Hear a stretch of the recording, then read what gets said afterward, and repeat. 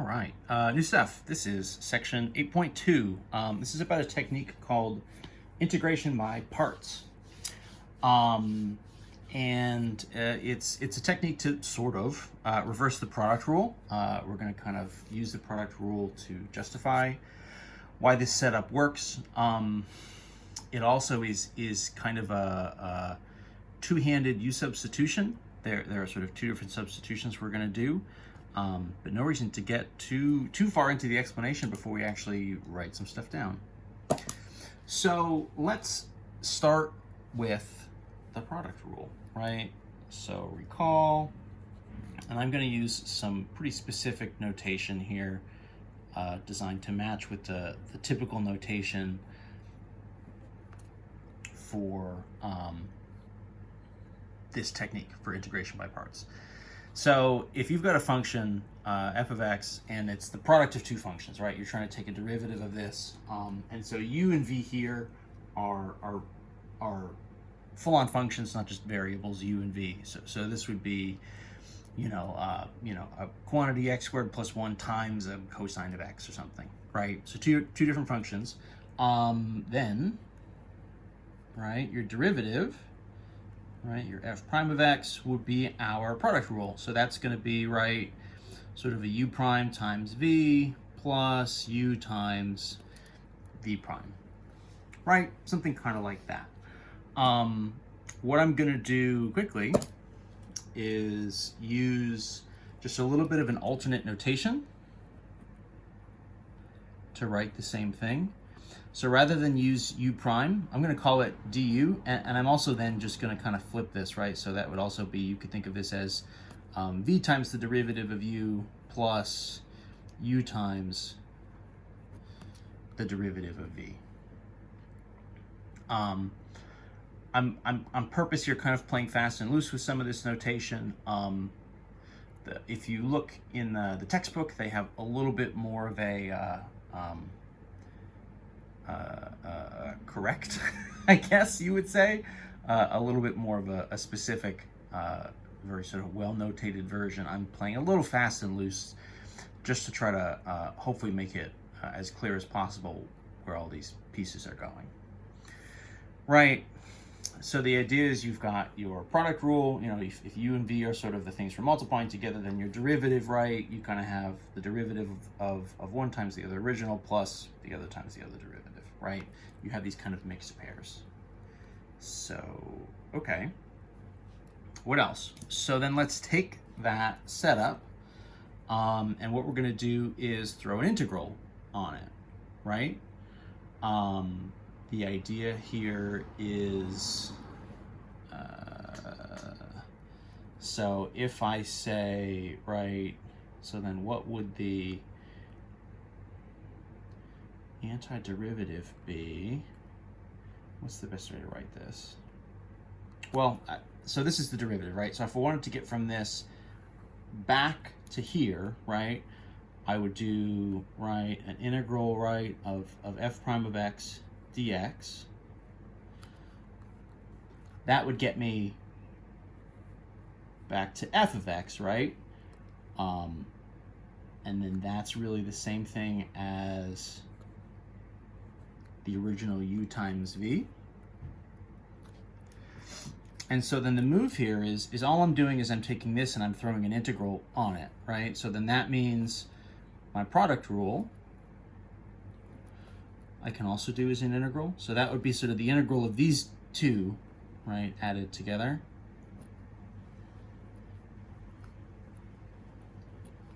But then that I would probably really just split into two. And this is where this kind of fast and loose with the notation comes in. Right, is I'm kind of saying, okay, let's kind of pretend this du here is sort of taking the place of a dx, right? I'm sort of mixing and matching here a little bit with, du as a derivative versus then we're also using it as the sort of with respect to u kind of antiderivative stuff. Again, we're kind of playing a little bit fast and loose with how we're writing this stuff in hopes of trying to make everything clear where our sort of formulas are coming from. So then if I compare the far ends of these two, right? So then this is sort of uv, right, would be these two integrals kind of added together. So then if I take that, so u times v should be the integral v du plus the integral u dv, right? And so what I'm going to do there, I've essentially just taken, right, the sort of first and last steps here. And so what I'm going to do is I'm going to subtract this integral of v du from both sides. The idea here is I'm taking this sort of product rule setup, and what I'm going to end up with here is our actual sort of integration by parts formula. So if I take this and I subtract it, what I end up with, I get our sort of form, which is this integral, right? The integral of u dv is going to equal what? Well, it would be the other side, so that's uv minus the integral of v du. And at this point, you're probably saying, what? I mean, you're probably saying all sorts of things. But I'm sure some of it is what? So the idea here is this is just an unpacked, rearranged version of a product rule in this like very specifically notated way, in this very specifically kind of rearranged way, where we're kind of taking that product rule derivative and then reversing it, right, with integrals, with integration, and then taking all those formulas together and then kind of rearranging it. And at this point, you're probably saying, okay, that's great. That's like a great parlor trick, but like how is that going to be useful? And so the idea here is we're going to be able to use this for integrals of products that won't go with just like regular u sub, right? So if we have products, hopefully it's and we're trying to integrate, hopefully it's something we can do a u sub, and it really is like a you know, you have sort of an original function and then a derivative, and you can do your u sub and kind of cancel out the derivative part of it, right? That's kind of been our best bet so far. So this is a technique that we can use when that just like doesn't work. I mean, at least we can give it a try. And so similar to the u subs, it sort of involves picking a u and a dv. You want u to be something with a simpler derivative. So like, for example, let u be like x to the power, or like natural log of x, where the derivative would be like 1 over x, right? So like x cubed would be 3x squared, right? You know, 5 times x would just be 5. You kind of want something there that's going to simplify when you take the derivative. The options for dv, so what's going to happen here is your dv is like a derivative already. So what you're trying to do with dv is then kind of find an antiderivative. So you want dv to equal something you can integrate, right? And like find an antiderivative for. So having dv be something like sine x dx, or you know, e to the x dx, stuff like that is pretty good. Trig functions with the dx, e to the x with the dx. You know, in a pinch, obviously, like x to the n, you know, x is raised to powers are also things you can find an antiderivative of. You're obviously not going to use the same thing in both places. It needs to be one or the other, so it'll depend a little bit on context which one you're going to use. So trig stuff is pretty good, right? Because you can usually do antiderivatives of that. E to the x is kind of the best because it's its own antiderivative. That would be perfect, right?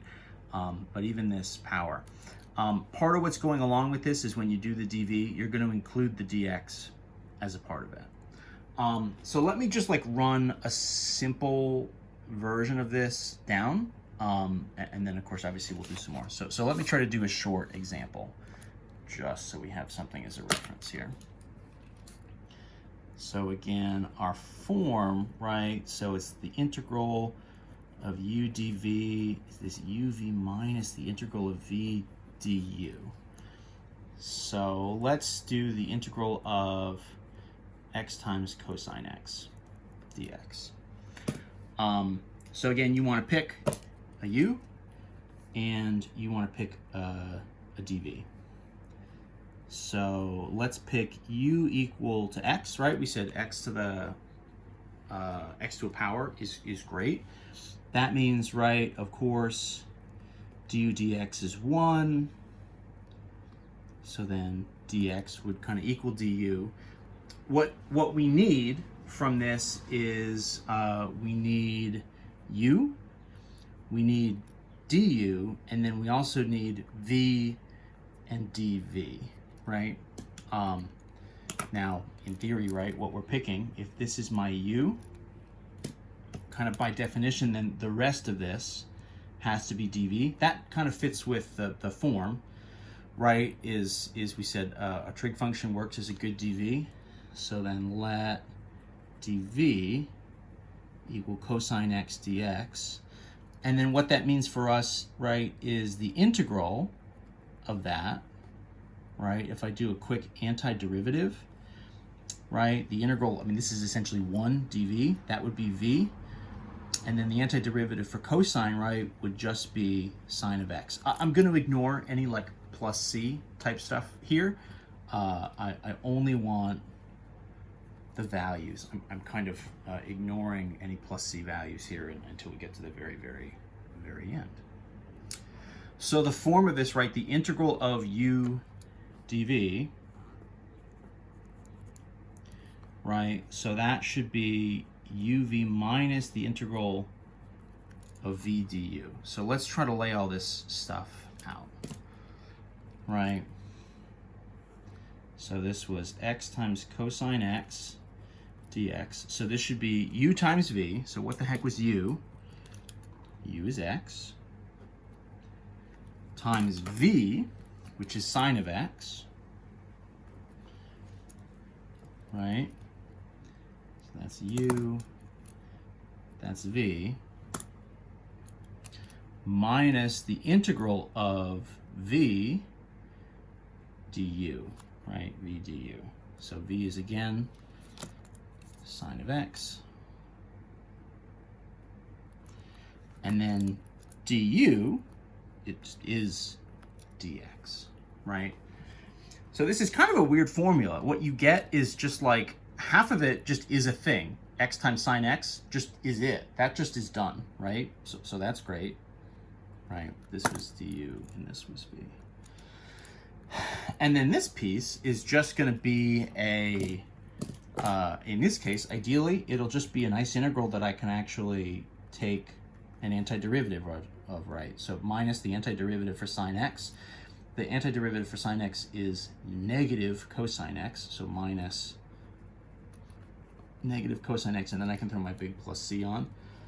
That means, of course, this is just x times sine x plus cosine x plus big C, and that's the answer, right? So it's this kind of extended antiderivative that goes back to the original. You can check it. We don't necessarily have time to do it just here, but I mean, you can take the derivative here, and what'll happen is you'll get this as part of your derivative, and then you'll get some other stuff that essentially cancels and subtracts away. So it's kind of cool. That's the technique. We'll obviously do some more examples here in the next videos, but that's the basics of it. That's the setup, and that's kind of what one kind of nice one would look like.